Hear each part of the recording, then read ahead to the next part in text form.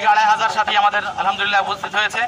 আমাদের উদ্দেশ্য একটাই যে আমাদের এই বাংলাদেশে আমাদের হযরত মাওলানা সাদ সাহেবকে আমাদের বিশ্ব ইজতেমায় শরীক হওয়ার জন্য।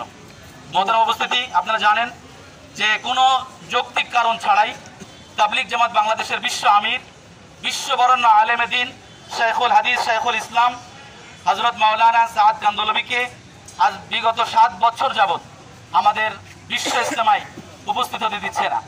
এবং শুধু তাই নয়, উনি আজকে আমরা সাথীরা, তাবলিগের সাথীরা 7 বছর যাবৎ কোরআন এবং সুন্নাহর আলোচনা থেকে আমরা বঞ্চিত হচ্ছি ওনার কাছ থেকে।